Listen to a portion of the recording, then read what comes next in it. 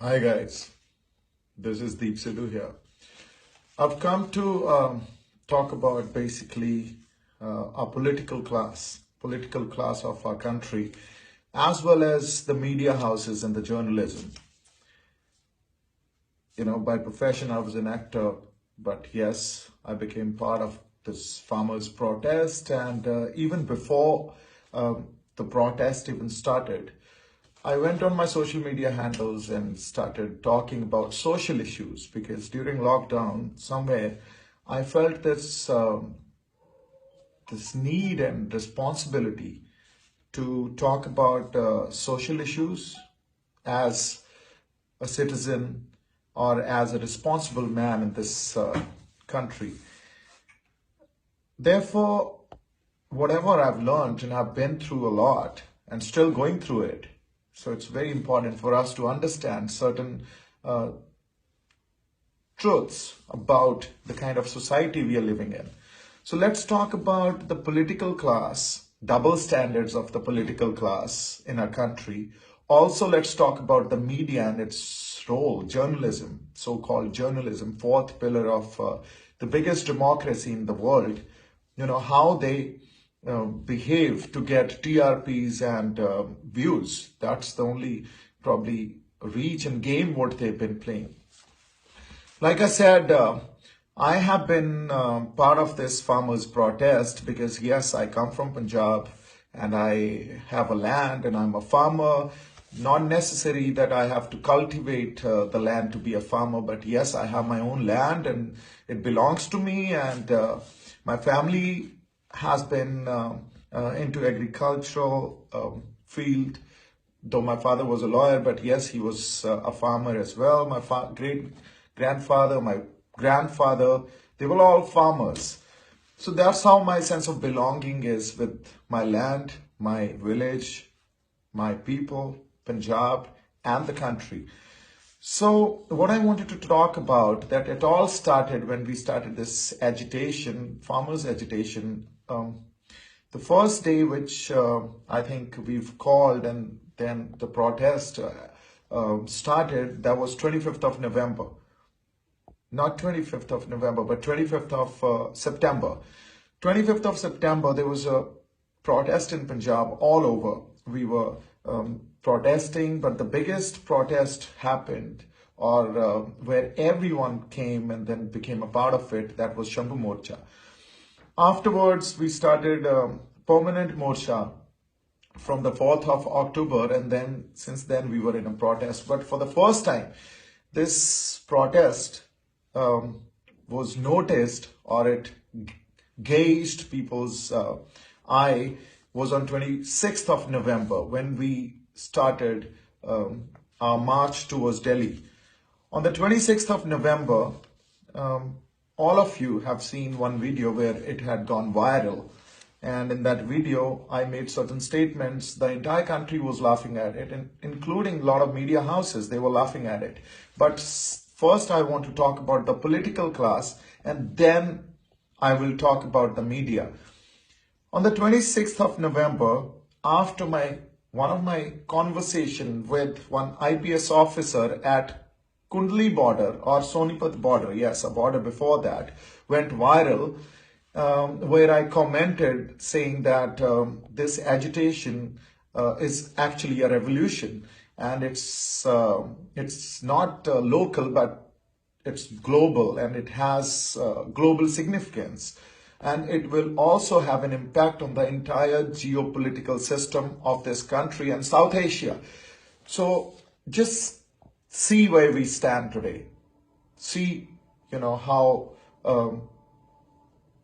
bigger, in a way, mass agitation it has become. And still, if you guys are not recognizing it. But since I was talking about political class double standards, on the 27th of November, Indian National Congress shared my post on their official page and said it is a revolution. Why? Because they always, all these political class or the parties always see some kind of opportunity, and that's how they start talking about it. I got a call through one of my friend who lives in Jaipur I can give all the details, saying that, I've got a call from Congress High Command. Would you like to meet them? And I said, no, I don't want to meet them because that's not my aim and focus. So that went away. Aam Aadmi Party, second political party. Before I came to Punjab in September, they were in touch with me. They wanted to meet up and I did not show interest. So they went away. BJP offered me to join the party during Mr. Sunny Deol's elections, and that was last Lok Sabha elections, and I refused to even join them because that was not my aim and focus. Why? Because when I was in Punjab, what I actually felt is that in such a democratic setup where so much of diversities are there, biodiversity, cultural diversities, what we need is a strong federal structure. And that's why I started questioning the existing unitary form of government. Nobody understood it. And what is a federal structure? The Constitution says it, that we are a federal system.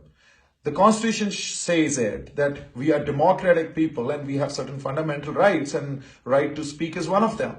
So that's how I started speaking.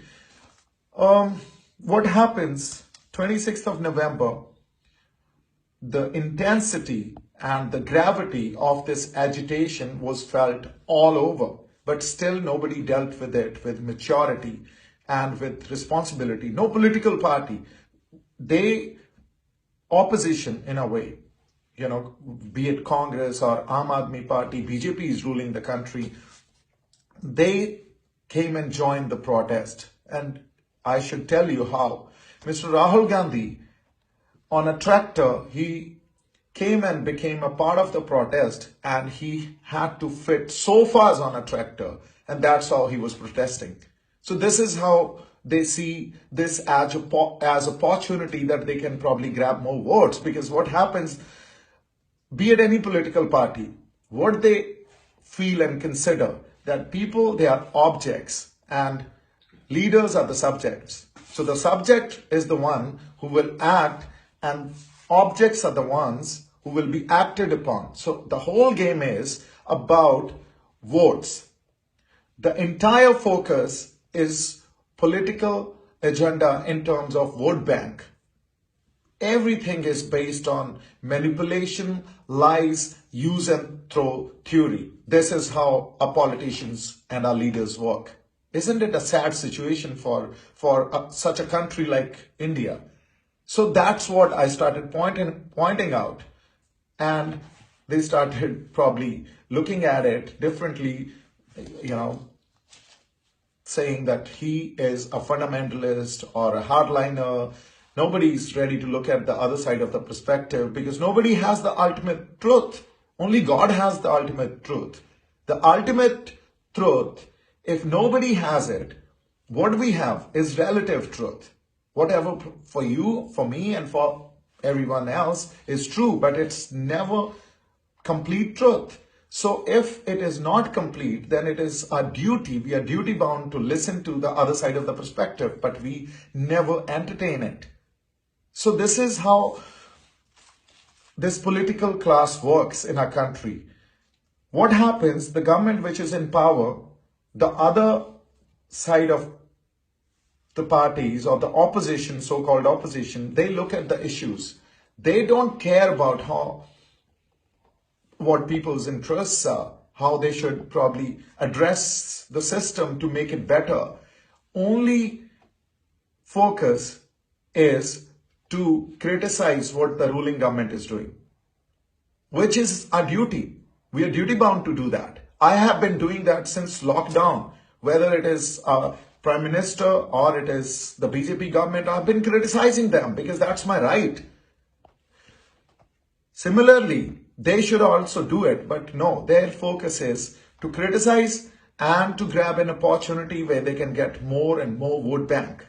So what happens, the same Congress party is sharing my post on the 26th of November on their page, but on the 26th of January, they are not only criticizing me, not only they are criticizing the government, Not only that they are portraying the whole incident in a bad manner, but they deleted that 26th of November post also because they don't want to get in a trap. But I have the screenshot of everything. I am talking on the basis of facts and I can prove it. It's not about Congress, Aam Aadmi Party or BJP here. It's about, I want to actually question the entire political class of a country that if this is the way you guys are going to deal with agitations or the protests or any policy making, if people are not in favor of it, and you guys will reduce it to your political ideologies or reduce it to individuals or see the entire or the events in isolation and do not see in its continuation, then how are you going to govern? How are you going to deal with the situation, such serious and grave situations? You guys are creating binaries and divisions amongst people. Where is the diversity in this country? Are we terrorists? Today, I am running away from cops. Wherever I'm sitting in the villages, on the roads, am I a terrorist? Did I provoke anyone? Did I kill anyone? Do you have any evidence or any footage, video footage to prove it? No, there is nothing. Why? Because the media started propagating it in a wrong manner, in a wrong way, because that's how our media works. They only want TRPs and they will start promoting lies. I can prove it. I can literally prove every point. And then that builds such a lot of pressure, social pressure on the governing party, on the party which is in power today, on the opposition. So they use it to their advantage. And this is